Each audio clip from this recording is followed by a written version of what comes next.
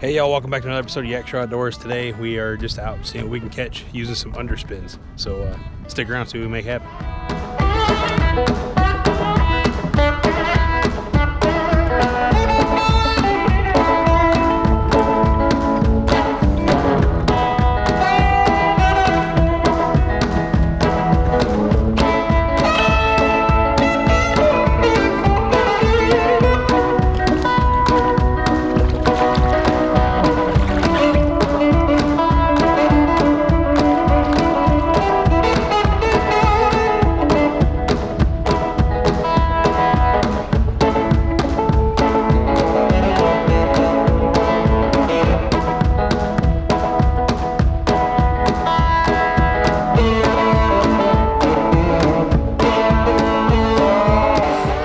I don't know if you guys can see it or not. These little white dots here. Not always, but a lot of times those are fish. I have it set up so that only the fish really show up. And we'll see actually if it comes into play or not today. And I have this just to try to figure out the bait fish. Right, it looks like some of the bait fish are at 8 feet. I'm gonna keep going around, see if I can find some more shad. But like this right here, those are fish. Those are fish. That's a lot of fish. And that's around 10-foot mark. So we'll see what we can make happen. But we're going after whatever today, nothing in particular. Like I said, we're just using an underspin, which is just a jig head with a little spinner on it. I'll show it to you quick.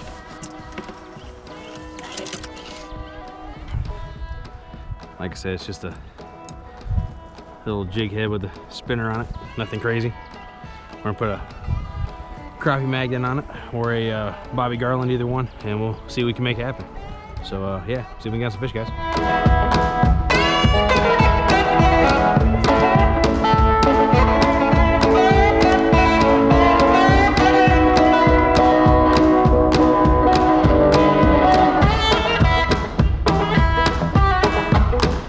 Change of plans, we're gonna try to shoot some docks.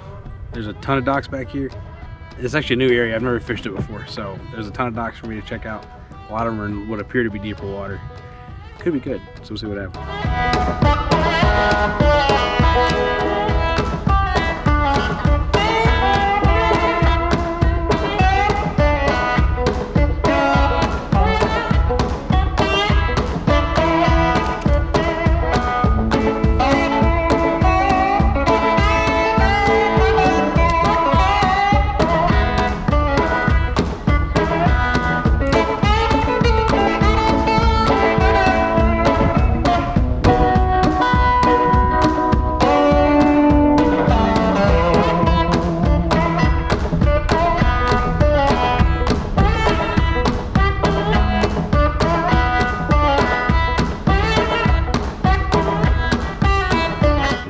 Giant wad of bait fish that I'll be pulling my bait through in just a second.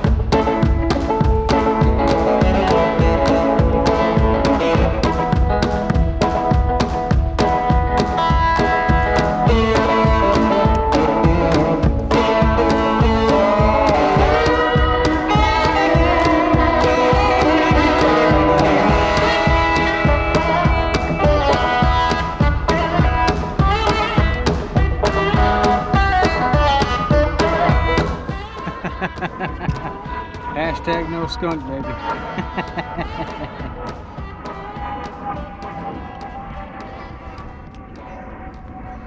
Hashtag no skunk. There's a pack of birds over here. I'm gonna troll my way out there, but I want to see if they're on a school of something. I imagine school of striped bass or white bass or yellow bass, I mean, whatever you want to call it, but or even if it's just bait fish. If it's over a big old cloud of bait fish, though, I mean, there's probably other fish there. And they're in the section of the spot back here that's considerably shallower. I've not had any luck under these docks. I've not had any luck on the bluff walls. I've seen a couple fish here and there, a couple singular fish. Might have been bass, could have been drum. Weren't interested in the underspin, weren't interested in the tiny jigs. So we're gonna go out here, try getting into the school of birds and see what we can find.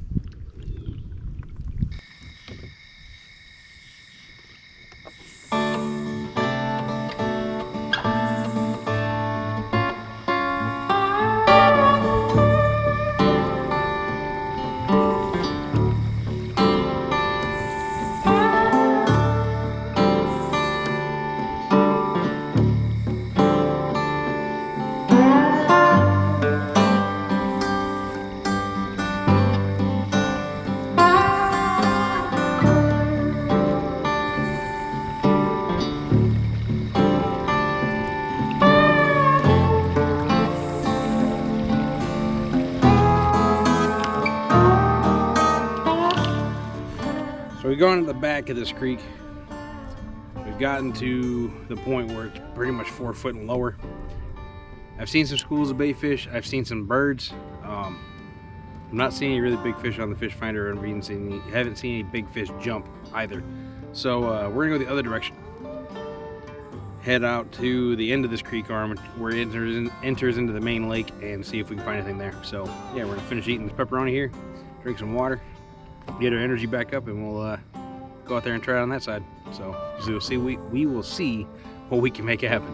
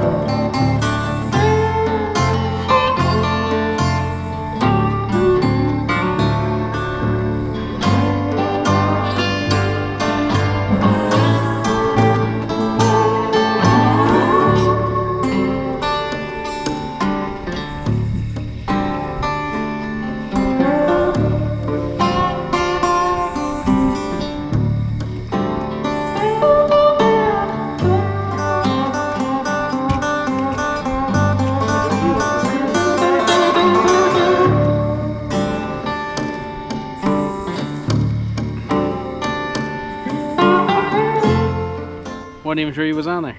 I don't know how long I've been dragging him, but it's been a minute. That's number 2 for the day.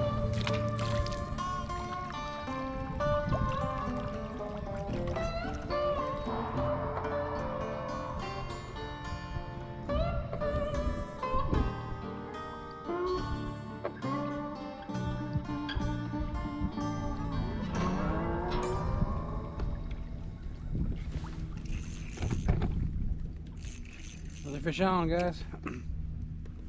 I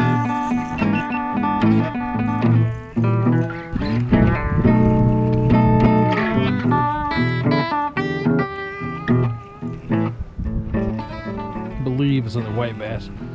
No way he's fighting. Nope. It's crappie. It's a good one too.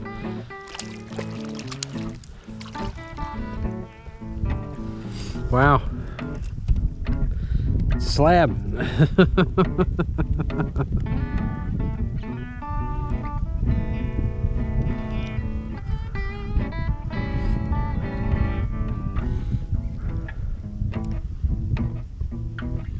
Oh, come on. Here we go.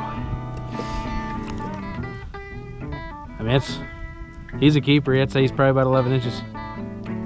It's a good fish. We're gonna let him go. Let him go, let him grow. Honestly, if I had more time today, I'd probably eat them, but I don't have a lot more time today. Once I get done fishing, I gotta pick up my daughter from daycare and then go finish some errands before the work week starts. But that was on a white underspin with a monkey milk Bobby Garland.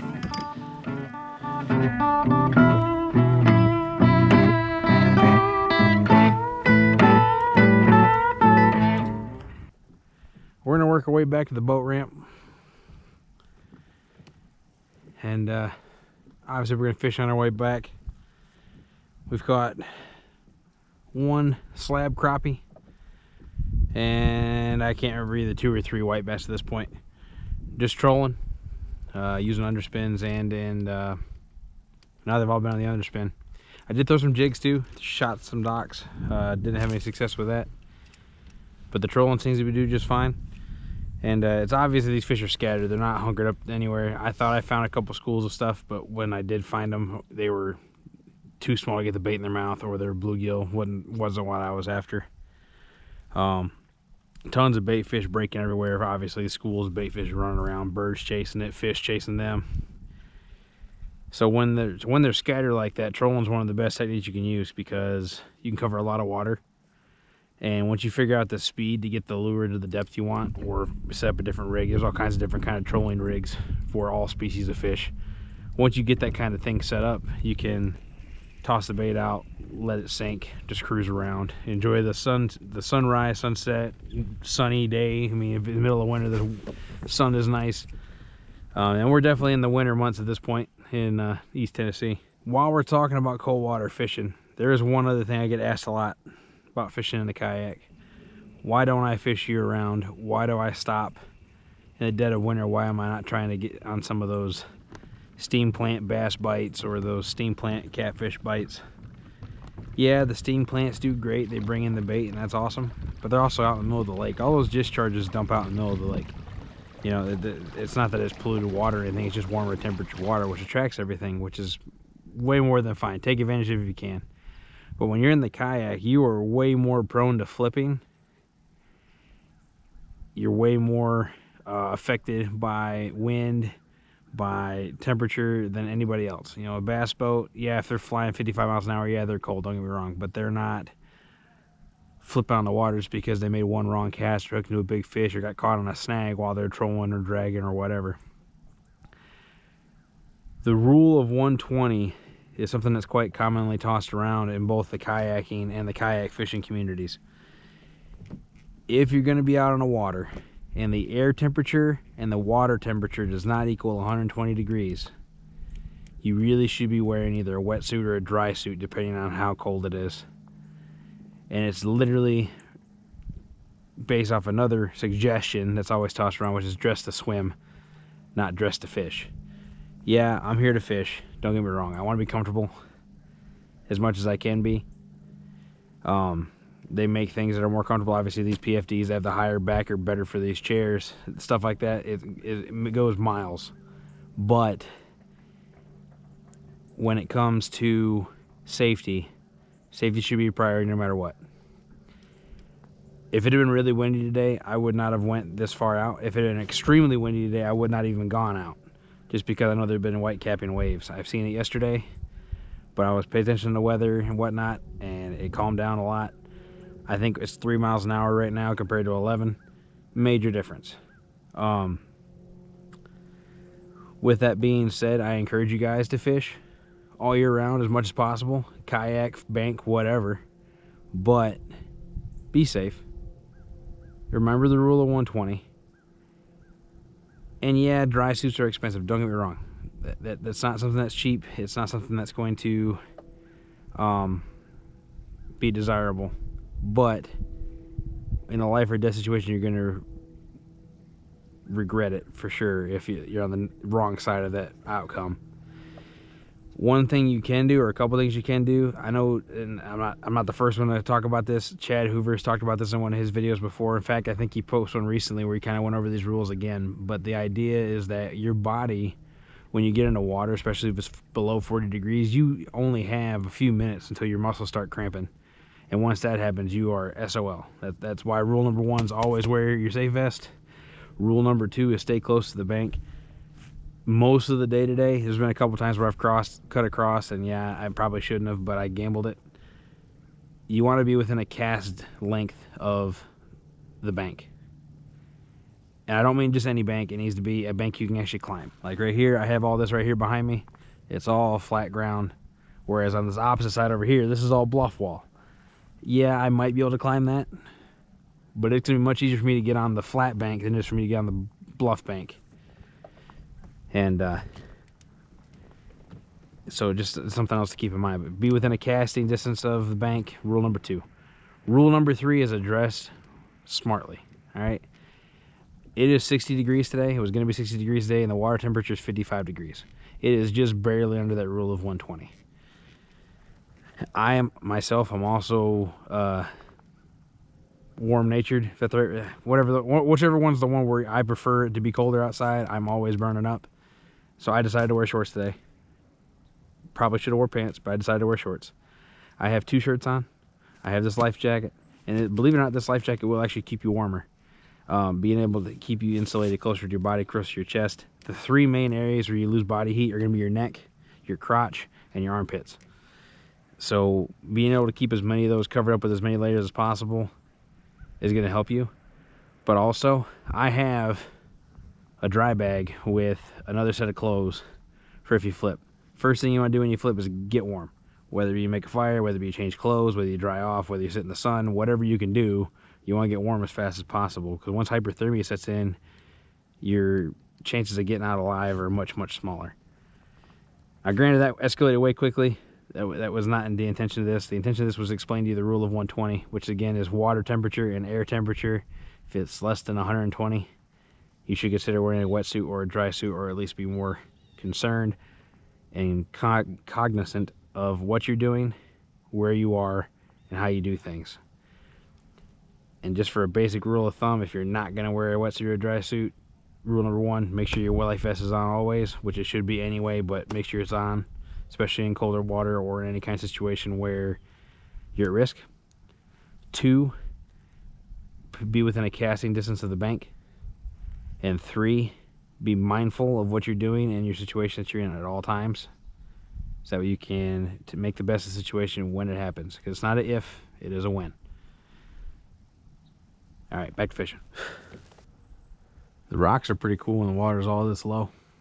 You all kinds of crazy. I mean, you can see where layers have been splashing for forever. And obviously, some of this was mountain before the lake got flooded up, so some of it's probably naturally there. But it's cool to see all the water lines and where stuff's washed away and the different kinds of rocks. I mean, there's like, you gotta think about pretty much every single time there's a color change, or a texture change rather, that there's a different rocks. I mean, there's 1, 2, 3 or 4 different kinds of rock right there. I mean, it's pretty crazy to watch. And obviously some of it you can see by the cracks and the crevices, it gets worn away and whatnot. It's pretty cool stuff. And then you got the water reflection because it's a sunny day. It just makes for a pretty cool thing to look at.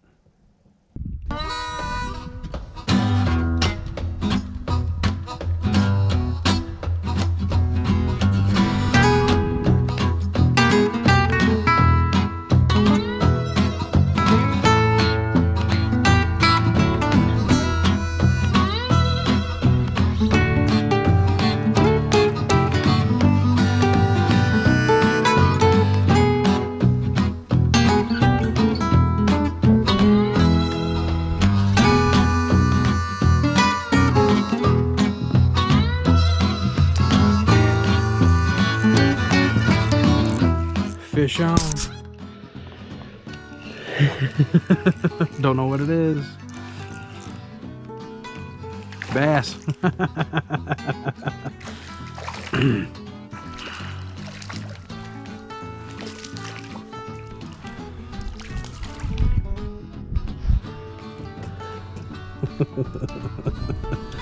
On the old deadly neddly.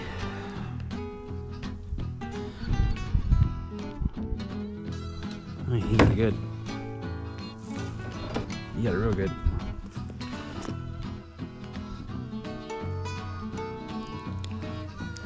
There we go.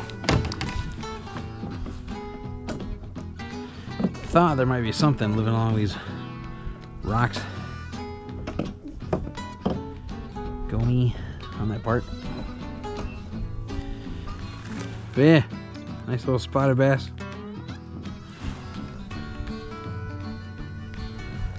Pretty little fish.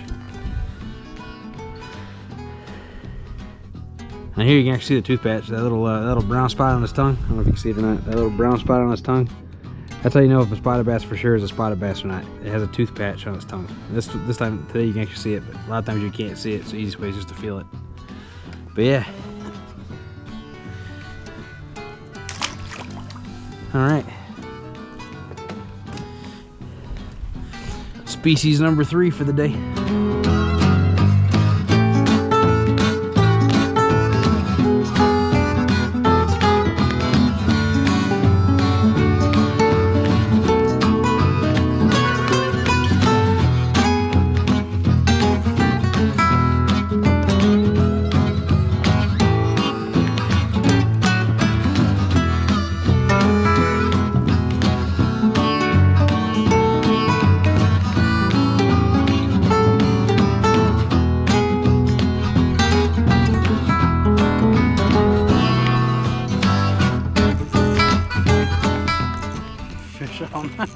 You're kidding me.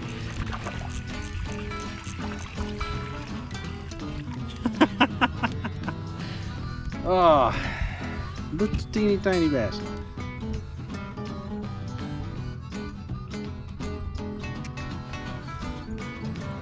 Another spotted bass. That one's got a beat up tail. But yep. I swear, if I have nothing else to ever throw, the Ned rig needs to be the only thing I always keep in my tackle box, because this is ridiculous. Hey y'all, thanks for sticking around. We got some fish today. Hope I was able to help you guys learn something at least. If nothing else, about the 120 rule. 120 rule. You know, be safe out there, guys. All we want to do is enjoy the outdoors, but you can't enjoy it if obviously it hurts you or you don't make it back. So the key to today, I hope for everybody, is to be safe and understand that when it gets colder in the year, you got to take some extra precautions, some extra things to think about. On top of that, I mean, the fish were scattered. It was a hard day. I caught 5 or 6 fish total. Of course, 2 of them were on the Ned rig at the end, go figure. But we did start with the underspins. That was the goal today, was try to catch some fish on the underspin, using that kind of like a spinner bait, like you would for bass, just being a search bait, looking for stuff. Did manage to 1 crappie. It was a nice crappie. If I'd had a mess of those, that'd have been dinner for sure. But just 1 wasn't, so I let it go. And a couple of small white bass, maybe a yellow bass. One of them might have been a yellow bass. It was a little bit darker, but it wasn't quite yellow. Usually those are pretty pronounced yellow. But yeah, enjoying the rest of the fall colors with you guys as it continues to get colder. Today was a warm streak. We've been having really cold weather, and all of a sudden we had a week where, oh hey, it's 60 for 3 days in a row, and water temp was 57, so I was pushing that, 117 for that 120 rule thing that I was talking about earlier. I hope today's video helped you guys. Thank you for sticking around, and we'll see you next time on YakShore Outdoors.